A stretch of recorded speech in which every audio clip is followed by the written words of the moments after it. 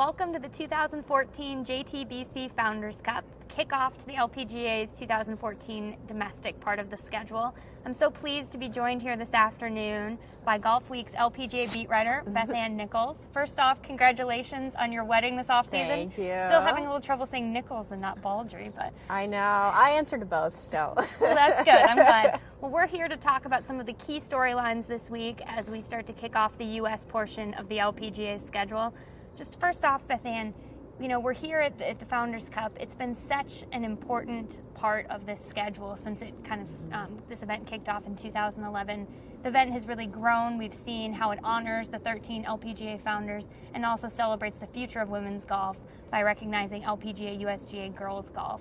What does this event mean, and how have you seen it grown from the time when it started in 2011, where players played only for charity, and now seeing what it's become? Well, I think everyone thought Juan was off his rocker in the beginning. There's a lot of controversy. This was definitely a bold move, asking players to play for nothing. But it's turned into, you know, one of the premier events on the LPGA. I mean, you look at all the feel-good stories that have come out of it. Stacey Lewis last year, even I was tearing up a little bit on the 18th green when she was, you know, being so gracious with the founders and donating money for the girls golf program. So, and you look at the numbers today, announcing from 2010 to now, from 5,000 to 30,000 junior girls enrolled in the program, and that's, you know, that's what this is all about. And so it's just really fun to see younger players connect with the older generation, and then to see the younger kids come out and, you know, get their little autographs and their little ball signed. It's so cute. It's a special event, and you know, it's kind of the growth of this is really kind of shown in the LPGA's momentum that we've seen. You know, up to 32 events this year, gotten off to a great start, as you've seen some great winners so far. Jessica Korda in the Bahamas, Kari Webb picking up her 40th career LPGA victory in Australia, and then of course Paula Creamer and the putt at the HSBC Women's Champions. You know, that putt got played everywhere in the world. We actually have a video on LPGA.com showing all of the different calls that happened and all the different media attention that it got. Very cool video. What was the reaction to see the LPGA get that much attention, and what has this done for Paula, just to, you know, get back in the winner's circle and to be able to make such a tremendous rebound into the winner's circle with that putt? Well, I mean, before there was the putt, there was the ring, you know, and it doesn't look, I mean, I love my ring, but this is a ring. So, I mean, that really shows you where Paula is. She is in love with life right now. She just feels so good about everything, and that's translating through in her game. There's just so much joy, there's a glow about her. And it was great to see that putt drop, because we're all tired of talking about Paula's drought. She's tired of talking about it. We're tired of asking the questions. So it's great that now we can have a more, you know, positive storyline. And for, you know, since Paula came out on tour, you know, if Paula could win 6 or 7 events a year, what would that do for the LPGA? You know, we've been talking about that for years. So it's great to see her, you know, perhaps hitting her stride now, you know, just both professionally and personally.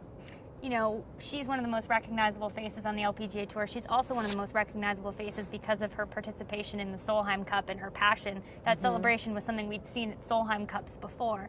Last night, we announced the latest U.S. Solheim Cup Captain for 2015, Julie Inkster, another very recognizable Solheim Cup participant. What do you think Julie will bring to the role of captain, and how will that kind of help a team that's going to be looking to rebound after losing back-to-back Solheim Cups to Europe for the first time? Hopefully some dance moves. We all like to watch Julie dance.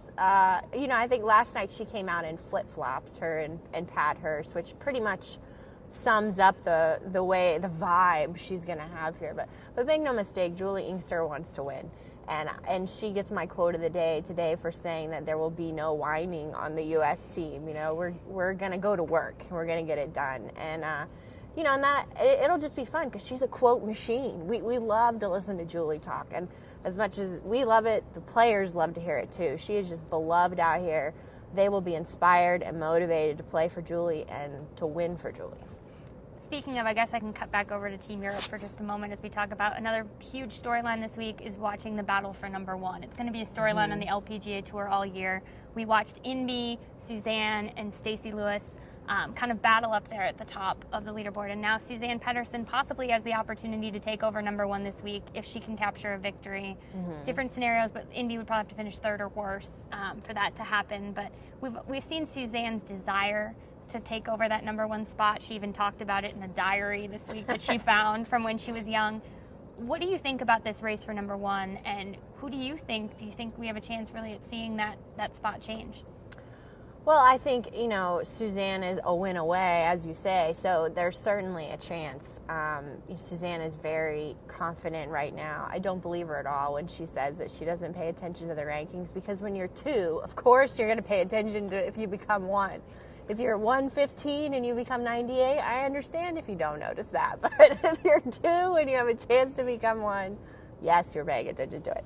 But I think that, NB has had her best start to a year in her whole career this year. So we can't discount NB and the way she's feeling and the momentum she's carrying into the year's first major. And Suzann has had a lot of close calls at the craft. I know she's gearing up toward that. It's all here for Suzann. So I think she's gotten a lot stronger in the last year in that regard. So it'll be a fun race to watch. Well, it should be exciting this week. It's going to be interesting to see if we can see Suzann take over that number one spot, or if we see Stacy back on that green and perhaps another emotional moment with all the girls surrounding. So look forward, everybody. Tune in to LPGA.com throughout the week to find out more about the event, and watch us on Golf Channel all weekend. Thanks.